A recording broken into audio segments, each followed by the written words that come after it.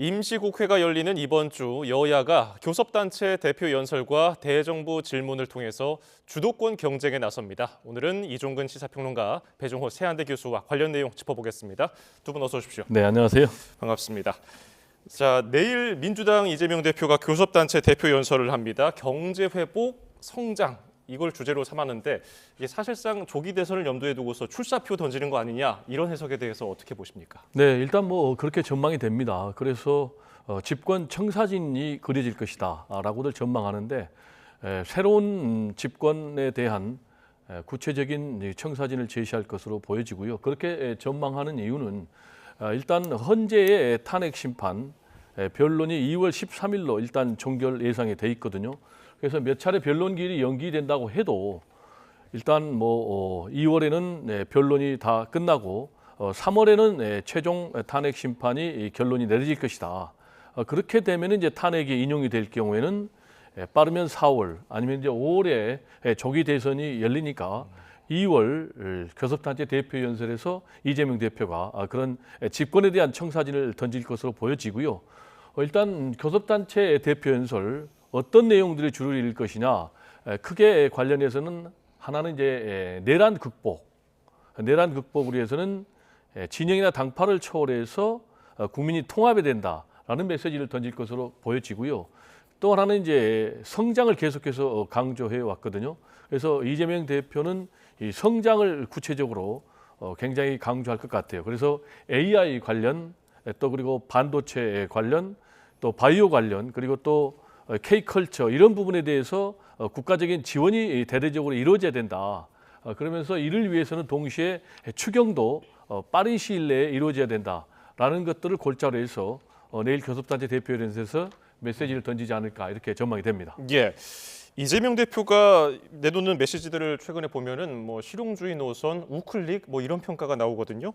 근데 또 민주당 당내 일각에서는 퇴행이라는 비판도 있고요. 이 점은 어떻게 보세요? 자, 당내에서 퇴행이라는 비판에 대해서는 제가 한 말씀 드리면 지금 이재명 대표가 예를 들어 금투세를 지금 유예하거나 혹은 폐지한 것은 저는 그 정책만큼은 찬성인데, 그렇지만 그것을 폐지하는 과정은 정당 민주주의와는 좀 거리가 멀었다는 겁니다. 왜냐하면 뭐 토론회도 열고 하는 모습을 취하다가 대표한테 그냥 일임해 버렸어요. 그러면 이 정당이 지금까지 갖고 있었던 강령상에서의 어떤 정체성, 이런 것들은 이재명 대표의 마음대로 다 그냥 결정해 버릴 수 있다, 이거 아니겠습니까? 그러니까 이런 부분에서 당내에서 어떤 의견 제시하는 것에 대해서는 충분히 그런 당내 정당 민주주의가를 통해서 숙려한 결과가 나야 된다. 한 사람이 그냥 이때마다 그때마다 변검하듯이 이렇게 이 어떤 그 정책을 바꿔 나가서는 이 정당의 정체성을 유지할 수가 없다라는 점 하나 있고요. 두 번째는 우클릭에 대해서 한 말씀 드릴게요. 이번이 우클릭 처음 아닙니다. 지난 대선 때 있지 않습니까? 경선 과정이나 대선 과정에서 그때도 기본 사회 얘기를 했지만 나중에 당대표 선거 때는 기본 쭉 사라지게 만들었어요. 또 그 당시에도 기업들 살려야 된다, 이런 말 충분히 했습니다. 그때도 우클릭 얘기 나왔지만 물론 경선 과정이기 때문에 또 대선 과정이기 때문에 다 사라졌습니다. 중요한 건 이거예요. 좌클릭이든 우클릭이든 사실 마우스의 왼쪽 버튼, 오른쪽 버튼 다 필요가 있습니다. 하는데 이것을 좌우를 그냥 계속하면 난폭 운전이 되는 거예요, 운전도. 그러니까 실제로 실행할 수 있는 거를 약속을 해야 된다. 기본도 실행한다고 지난번 2022년 9월 28일 교섭단체 대표 연설에서 기본사에 주장을 했어요. 그런데 갑자기 기본사에 없애지 않았습니까? 이렇게 끝까지 실행하지 못할 약속을 그때그때 한다면 그것을 우클릭을 한들 좌클릭을 한들 중도가 이 사람 진정성 있다라고 바라보겠습니까? 그게 문제라는 겁니다. 이제 제가 잠깐 첨언을 하면요, 정당 민주주의는 굉장히 중요하다고 저는 생각을 합니다. 민주공화국을 정상적으로 발전시키기 위해서는 정당의 민주주의가 선행이 돼야 되고, 이 부분과 관련해서는 뭐 여당이든 야당이든 국민의힘이든 민주당이든 예외는 없다고 보는데, 이 정당 민주주의가 제대로 이루어지려면은 일단 내부에서 다양한 목소리, 그러니까 당권에 대한 비판의 목소리도 나와야 되고요. 그리고 토론 과정이 좀 있어야 되고요. 그리고 적절한 이 의견 수렴 과정이 있어야 된다고 저는 봅니다. 그런 점에서 민주당 같은 경우는 지금 금투세 폐지와 관련해서도 당초에는 뭐 유예냐 시행이냐 가지고 난상 토론이 있었지 않습니까? 이게 이제 다양한 목소리가 저는 있었다고 보고 있고요. 그리고 이 과정에서 결론을 못 내려서 이재명 대표에게 일임을 해서 결국 뭐 시행도 유예도 아닌 폐지를 결론했기 때문에 이 부분과 관련해서는 저는 정당 민주주의에 역행한 것은 없다라고 보여지고요. 이번에 이제 반도체 특별법에서 주 52시간 근로제 예외 관련해서 이재명 대표는 강력하게 이걸 드라이브를 걸려고 했는데 노동계의 목소리 그리고 내부의 목소리가 워낙 거세가지고 이재명 대표도 결국 이 부분은 관철시키지 못했거든요. 그렇다면은 저는 민주당 같은 경우는 이 다양한 목소리가 기탄 없이 제기가 되고 있고 의사결정도 민주적으로 이루어진다. 이렇게 저는 개인적으로 평가를 하고 싶고 반면에 국민의힘 같은 경우는 이 탄핵 반대를 주장하면서요. 지금 뭐 윤석열 대통령의 이 비상계엄과 관련해서 비상계엄 해제 의결에 자유롭게 이 소속 의원들이 표결에 참석하지 못하게 했지 않습니까? 그리고 또 이 탄핵 소추안 가결 이 표결에도 자유롭게 참석하지 못하게 했지 않습니까? 오히려 저는 이런 모습들이 정당 민주주의하고는 거리가 먼 모습이 아닌가 개인적으로 이렇게 생각이 됩니다. 예, 반도체 특별법 얘기는 잠시 뒤에 더 이야기를 깊게 나눠보고요. 이재명 대표가 말씀하신 우클릭을 한다니까 이제 국민의힘도 좌클릭하는 거 아니냐 이렇게 또 사람들이 쳐다보니까 권영세 비대위원장 어줍잖게 좌클릭하지 않겠다고 얘기를 했어요. 그러면 확장성 문제는 어떻게 좀 풀어가야 할까요? 글쎄요, 국민의힘에게 지금 필요한 건 좌클릭은 아닌 것 같아요. 좌클릭이라는 게 어떤 의미입니까? 예를 들자면 국민의힘은 지금까지 줄곧 복지도 중요하지만 성장이 중요하다라고 이야기하고 또 정부가 적극적으로 개입하는 것보다는 기업이라든지 혹은 민간 경제가 선도하는 것을 도와주는 그런 작은 정부를 지향했습니다. 그런데 이재명 대표 갑작스럽게 복지보다 성장을 주장을 하고 또 기업이 선도하게 해야 한다라고 이야기합니다. 그렇다면 갑작스럽게 그렇다면 뭐 국민의힘이 복지를 주장하는 뭐 좌클릭을 해야 된다 이런 식의 그 뭐랄까 자기 지금까지 이 정당이 갖고 있었던 정체성을 흔드는 것이 이 뭐 중도를 끌어들인다. 이건 아닌 것 같아요. 저는 도리어 중도를 끌어들이려고 한다면 보수에 대해서 실망하는 지점, 즉 보수는 안정을 희구하는 세력 그리고 또 안정을 희구하는 세력에게 어떤 걸 소구하냐면 능력 있게 무엇인가 실행을 하면 됩니다. 예를 들어서 진보는 문제를 제기하는 집단이라면 보수는 문제를 해결하는 집단이거든요. 그런데 문제 해결 능력을 제대로 보여줬느냐 이것이 가장 큰 관건인 것 같아요. 그렇다면 지금 갑작스럽게 좌클릭을 한다든지 중도를 뭐 지향을 해서 어떤 것을 한다는 것보다는 지금 국민의힘이 가장 중요한 건 보수답지 못한 정당 진짜 보수답지 못한 정당에서의 그런 흔들리는 모습이 아니라 보수다운 보수가 돼야 된다. 그러니까 안정적이고 능력 있고 뭔가 문제를 해결할 수 있는 그런 정체성을 보여줘야 된다고 생각을 합니다. 예, 그래서 모레 권성동 국민의힘 원내대표 연설 내용은 어떨까 이 점도 귀추가 주목되는데 이재명 대표에 대한 뭐 비판도 있을 것 같기도 하고 그런가 하면은 지금 국민의힘에서 이재명 대표가 선거법 등 재판을 의도적으로 지원한다면서 재판부에다가 탄원서를 냈거든요. 이 점과 같이 봤을 때 어떻게 이 점을 좀 평가하고 계세요? 일단 뭐 권성동 원내대표 교섭단체 연설도 저는 굉장히 중요하다고 생각을 합니다. 예. 이 혼란한 전국에서 앞으로 국민의힘 보수가 어떤 방향을 지향할 것인가라는 것과 관련해서 보수층만이 아니고 진보, 중도, 무당층도 집중하고 있기 때문에 확실하게 이 국정 혼란에 대한 안정책을 내놔야 된다. 특히 이제 민생 경제가 굉장히 어렵기 때문에 어떻게 지금 내수가 침체된 민생과 경제를 살릴 것인지 그런데 이 부분과 관련해서는 하는 총재도 그러고 지금 최상목 대통령 권한대행도 그러고 안철수 국민의힘 의원도 그렇고 지금 추경이 필요하다는 입장 아니겠습니까? 그런데도 굉장히 지금 국민의힘에서는 이 추경에 대해서 소극적인 그런 입장을 보이고 있는데 저는 좀 이 민생 경제 살리기에 국민들이 안심할 수 있는 구체적이고 좀 적극적인 정책을 내놔야 된다라는 말씀을 드리고요. 동시에 지금 이 비상계엄 또 내란 사태의 원인과 관련해서 이거는 전적으로 윤석열 대통령의 잘못이거든요. 근데 이게 민주당의 잘못이다라고 몰아갈 경우에 과연 특히 중도 무당층에서 이런 진단에 동의를 할 것인가? 그러면서 기승전 이재명 때리기로 이재명 대표 때리기만 할 경우에 과연 설득력이 있을 것인지 구체적으로 얘기를 하면요. 지금 국민의힘에서는 민주당 이재명 대표가 발목 잡기 하고 있다는 거 아니겠습니까? 그런데 지금 이재명 대표 같은 경우는 굉장히 전향적으로 국민의힘 요구 사항을 지금 수렴하고 있지 않습니까? 예를 들면 금투세 폐지 문제에도 수용을 했지 않습니까? 그리고 가상자산 유예 문제도 수용을 했지 않습니까? 그리고 민생지원금도 수용을 했지 않습니까? 포기하라고 그러니까.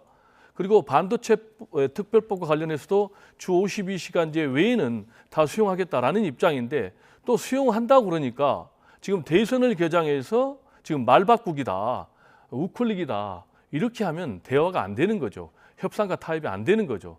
저는 오히려 민주당이 계속해서 변화하고 있는 것과 발맞춰서 국민의힘도 그만큼 민주당 쪽으로 다가가야만이 이 혼란스러운 전국을 수습할 수 있지 않나, 정치가 정상화될 수 있지 않나 이런 생각이 듭니다. 예, 민생 현안 말씀하셨으니까 이제 반도체 특별법 관련 얘기를 좀 해보겠습니다. 뭐 큰 틀에서는 여야가 2월 처리에 공감을 했습니다만은 어쨌든 좀 깊게 들어가면 차이가 있습니다. 각 당 발언 듣고 오겠습니다. 갈등이 심한 사안을 일거에 처리할 수는 없습니다. 이에 당사자들과의 적극적인 소통을 통해서 하나씩 풀어가야 한다고 생각합니다. 핵심이 주 52시간 근로제 예외 조항인데 핵심을 뺀 반도체 특별법이 무슨 의미가 있겠습니까? 씨 없는 수박이 바로 이재명 우클릭의 실체입니다. 예, 들으신 대로 일단 정부 여당은 반도체 종사자들에게는 주 52시간을 예외로 둬야 한다는 입장인데 구체적으로 이게 어떤 입장인 겁니까?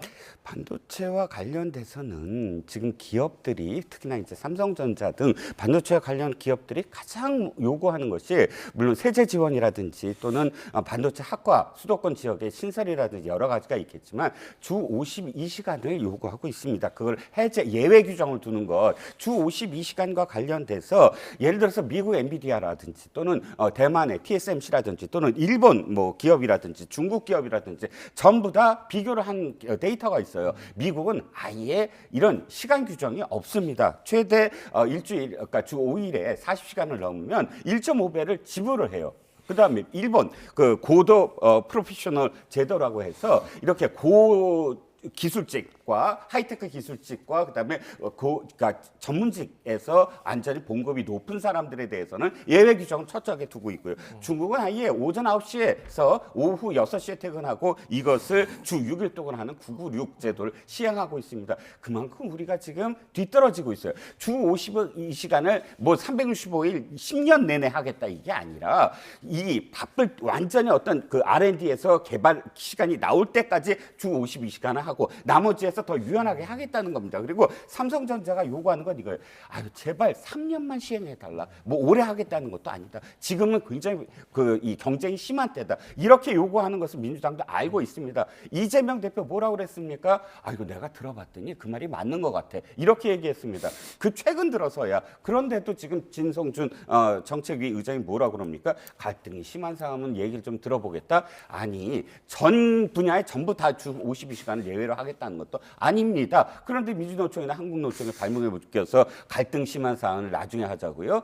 갈등 심한 사안 빨리 하자는 게 민주당입니다. 언제나 법부터 만들고 그 다음에 뭐 개정하자 이런 태도에서 이건 또 달라지잖아요. 아까 이게 정당 민주주의라고 하셨지만 이건 정당 민주주의가 아니라 다급한 정말 절박한 어떤 그런 정책을 이건 뭐 자신들의 어떤 이념적인 어떤 부분을 주장하면서 뒤로 그냥 미루겠다라는 거에 불과하다는 겁니다. 예, 민주당은 재정 지원이 우선이니까 반도체 특별법을 먼저 처리하고 특례 문제는 추후 논의하자는 입장인데 이재명 대표는 최근에 토론회에서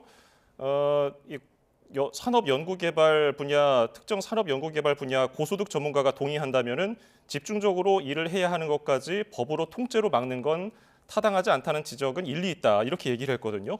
이건 어떻게 해석해야 할까요? 일단 이재명 대표는 그 부분에 대해서 동의하는 그런 입장이었는데 당내의 반대 목소리가 굉장히 높았고요. 무엇보다도 이제 노동계의 반발이 심하기 때문에 그 부분과 관련해서는 이재명 대표도 결국 관철시키지 못한 것 같습니다. 그래서 지금 말씀하신 대로 이 반도체 특별법과 관련해서 민주당은 단계적 처리 방침입니다. 반도체 특별법과 관련해서는 크게 이제 네 가지 문제가 있어요. 하나는 이제 세제 지원 문제, 두 번째로는 이제 재정 지원 문제, 그리고 세 번째로는 이제 인프라 지원 문제, 그리고 마지막으로 주 52시간 근로제 예외 적용 문제가 있는데 일단 1번, 2번, 3번에 대해서는 민주당은 찬성하는 입장입니다. 그리고 주 52시간 예외 문제에 관련해서는 지금 노동계 반발이 크니까 일단 여야 합의가 가능한 이 세 가지 부분에 대해서 반도체 특별법을 통과시키고 나머지 부분은 다시 추후 논의하자라는 입장인데 기본적으로 민주당 같은 경우는 주 52시간 근로시간 예외를 이 특별법에 넣을 경우에는 이 근로자들의 건강권을 제대로 보호하기 좀 어렵다. 그래서 이거는 이제 근로기준법에 담아야 된다라는 입장이거든요. 저는 개인적으로 100%를 양보하고 100%를 수용할 수는 없는 그런 상황 아니겠습니까? 저는 그래서 가능한 한 이게 굉장히 급하기 때문에 급한 불부터 켜고 지금 이제 글로벌 경쟁력 강화를 위해서는 주 52시간 근로제 예외를 좀 탄력적으로 적용할 필요는 있다라고 저는 개인적으로 생각을 하거든요. 그래서 이 부분은 또 정치권이 머리를 맞대서 조속히 해결할 필요가 있지 않나라는 생각이 좀 듭니다. 예. 조금 전에 그 당내 분위기 설명해 주셨는데 진성준 정책위의장 이재명 대표의 발언에 정책에 뭐 반대 목소리를 앞장서서 내고 있어요. 뭐 레드팀 역할을 맡고 있다는 얘기도 있는데 이거는 뭐 의도된 겁니까 아니면 전략입니까? 레드팀은 아닌 것 같아요. 그래요? 지난번에 금투세와 관련돼서 아까 교수님께서는 정당민주주의로 잘 숙려된 결과가 나왔다고 하지만 당시 진성준 정책위 의장의 표현은 굉장히 직접적이었고 또 진성준 정책위 의장 말고도 상당 부분 특히나 이제 이 당의 한 뿌리인 586 정치인들 소위 얘기하는 운동 출신 586 정치인들은 죄다 사실 반대를 했었어요. 이 금투세가 하나의 어떤 상징처럼 여겨졌다라는 것이고요. 저는 어떤 의미에서 좀 탈레반 같다. 지금은 딥시크의 어떤 충격 때문에 AI와 관련된 화두가 전 세계에 지배하고 있지 않습니까? 예. 이건 그만큼 앞으로 벌어질 미래에 대해서 유연해야 된다. 정치권이 이런 뜻인데 지금 이 문제만큼도 기업들이 다른 네 가지 말씀하셨지만 다른 문제보다 이것부터 해달라. 다른 건 나중에 해도 된다라는 입장이라면 전향적으로 이것을 도리어 정책위 의장이 민노총과 한국노총을 설득을 해야 되는 어떤 문제인데 도리어 거기에 끌려다니면서 자신들의 어떤 이념적 뭐랄까요 그런 어떤 지향을 여기 이런 정책 삶의 정책으로 좀 표현하고 있다는 겁니다. 그래서 앵커께서 말씀하셨듯이 레드팀 이게 아니라 이것만큼은 아마 금투세는 양보를 했어도 이것만큼은 양보 안 하겠다라는 좀 더 탈레반 같은 그런 입장이 아닌가 싶습니다. 예. 비명계 얘기도 좀 해볼까요? 임종석 전 청와대 비서실장이 오늘은 친명계에게 아첨하지 말라고 했거든요. 이런 비명계들의 일단 비판 어떻게 읽고 계십니까? 일단 비명계들이 사실상 이재명 때리기를 하고 있는 그런 상황인데 저는 첫 번째로 지금 이재명 때리기 할 때인가라는 그런 부분을 좀 얘기를 하고 싶어요. 지금은 이 내란 후유증을 완전히 극복을 해야 되니까 민주 진보 진영이 똘똘 뭉쳐야 될 때지 지금 이재명 때리기로 서로 분열할 때는 아니다라는 그런 말씀을 좀 드리고요. 또 하나는 이제 임종석 전 비서실장을 포함해서 나머지 분들이 지금까지는 굉장히 조용히 숨지고 있다가 지금 최근에 여론조사가 출렁거리니까 또 이재명 대표의 공직선거법 2심 선고 결과가 나올 때를 지금 대비해가지고 이재명 때리게 하고 있는 것 아닌가라는 이제 그런 생각이 들고 마지막 세 번째로는 임종석 전 비서실장 같은 경우는 사실상 정권 교체에 큰 책임이 있는 사람입니다. 그래서 정권이 넘어간 이런 부분에 대해서는 본인이 먼저 반성을 해야 되는데 지금 뭐 옆에서 이재명 대표에게 아첨이나 해가지고 무슨 한 표라도 끌어오겠느냐라는 얘기를 할 그런 계제는 아니다.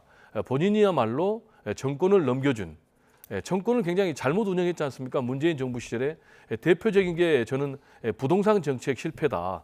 그리고 인사 정책 실패다.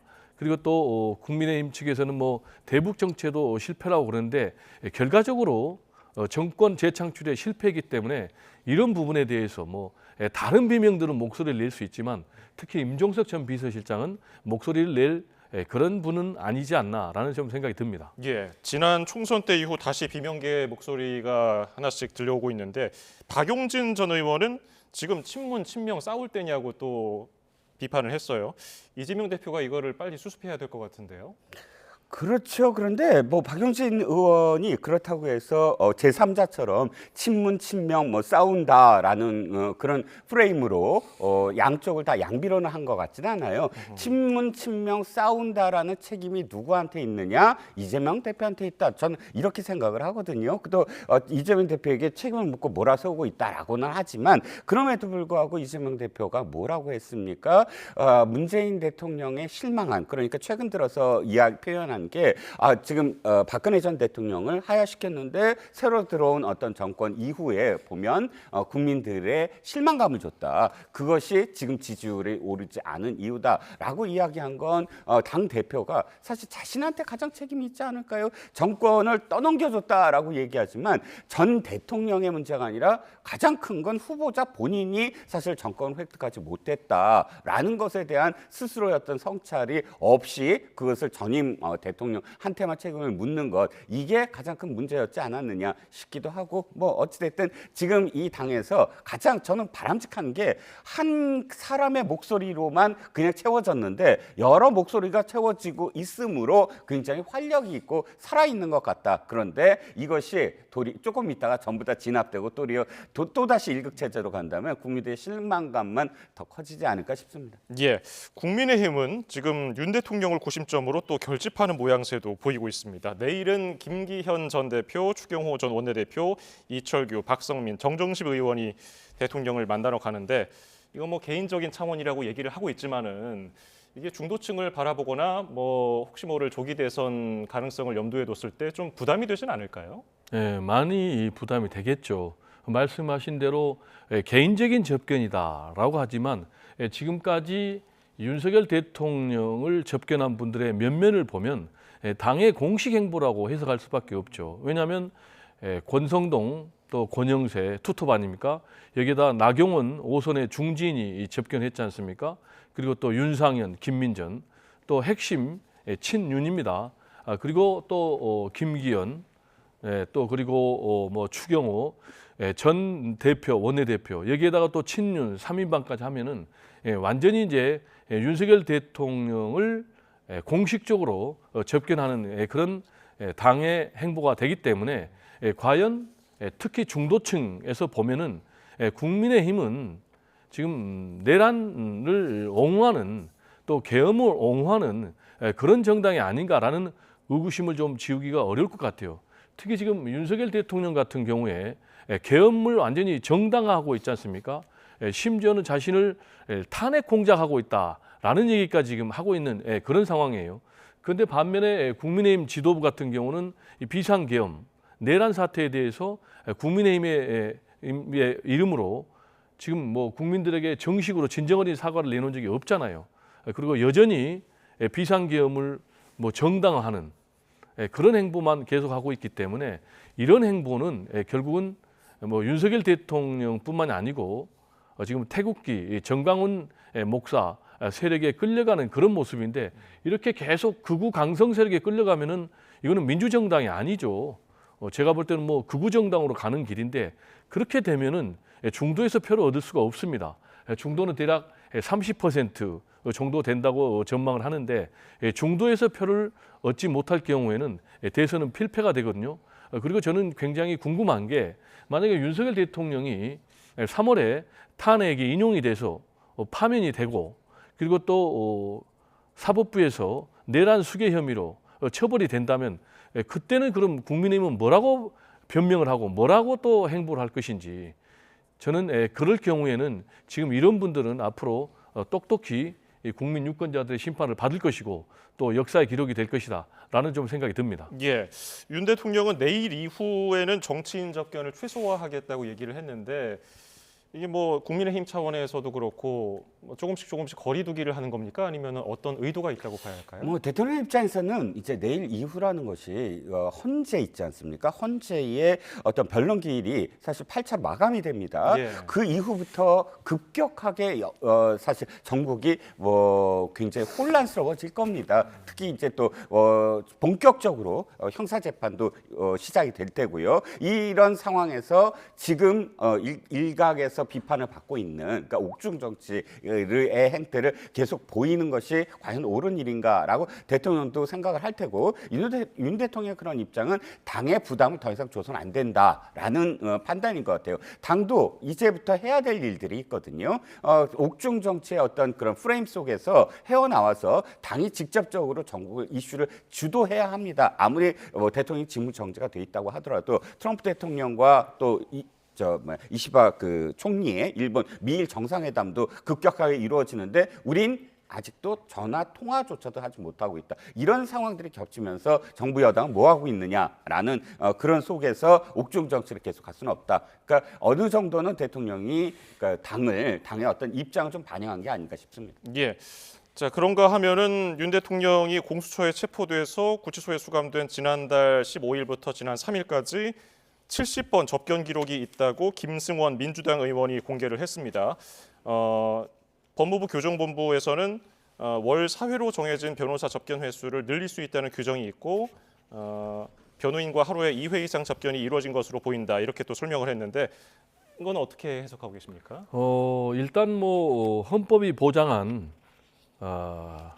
피고의 방어권에 해당이 된다라는 부분은 저도 인정을 하고요. 다만 이게 너무 지나치다. 그렇게 되니까 일반 국민들의 법 감정하고는 상당히 좀 괴리가 있지 않나라는 생각이 듭니다. 구체적으로 얘기를 하면 지금 윤석열 대통령이 20일 수감했는데 지금 이 20일 동안에 접견한 게 70회가 된다라는 거예요. 그러면 이제 하루 평균 3.5회가 되는데요. 이렇게 되면은 일반인들하고는 상상할 수 없을 정도로 접견이 많은 그런 것이 아니겠습니까? 그리고 두 번째로는 이 접견 70번 가운데 66번이 변호인 접견이라는 것입니다. 변호인 접견 같은 경우는 아다시피 특별 장소에서 교도관 입회 없이 자유롭게 접견을 할 수가 있습니다. 지금 뭐 변호인 접견 아닐 경우는 이제 이 칸막이 스크린 통해서 하니까 또 모든 게 녹음이 되고 그래서 이런 부분에 대해서는 황제 접견이다라는 그런 비난을 면키 어려워요. 특히 이제 이 변호인 접견 같은 경우는 재벌 총수라든지 경제 사범들이 주로 많이 하는 이제 그런 거기 때문에 지금 내란 혐의와 관련해서 우두머리로 지금 뭐 구속 기소돼서 재판을 받고 있는 대통령이 지나치게 많은 국민들이 볼 때는 특혜라고 생각되는 이런 좀 변호 접견은 상당히 좀 자제할 필요가 있지 않나라는 좀 생각이 듭니다. 예, 접견이 많다는 비판은 어떻게 보셨습니까? 접견이 많다라는 비판을 하려면 최소한 예를 들어서 지금 헌재 심리와 그다음에 형사 재판 이렇게 동시에 실시되는 것을 좀 분리해야 된다. 그것부터 시작하고 사실은 뭐 접견에 대한 어떤 비판을 해야 된다라고 생각을 합니다. 어느 예를 들어서 피의자 또는 피고인이 그렇게 헌재 심리에 파면 심리를 일주일에 2번씩 하면서 형사 재판까지 또 준비를 해야 되겠습니까? 그러면 변호인 접견하는 것은 너무 당연하고 이를테면 아까 교수님도 지적을 하셨지만 이게 불법적이냐 아니면 관행을 벗어났느냐 이런 문제는 아니다라고 생각을 하고요. 예를 들어서 제가 좀 찾아왔습니다. 그랬더니 이화영 평화부지사도 같은 비판에 속해 있었는데 보니까 10개월 동안 일반 접견이 115회, 변호인 접견이 194회, 합쳐서 309회이고 특별 면회만 7차례나 있습니다. 특별 면회는 주로 국회의원들이 찾아왔고 특히나 국회의원들 중에 그 이재명 대표와 관련된 사람들이 주로 찾아갔습니다. 정성호 의원이랄지 이렇게 찾아간 이유라든지 이런 부분들이 굉장히 또 비판을 받지 않았습니까? 그러면 어쨌든 지금 20일에 불과하고 헌재와 형사재판 동시에 받고 있는 지금 그 사람이라면 충분히 이해할 수 있는 측면이 전 있다고 생각합니다. 예, 아쉽지만 오늘 말씀 여기서 줄이겠습니다. 지금까지 이종근 시사평론가 배종호 세한대 교수였습니다. 두 분 감사합니다. 네, 감사합니다.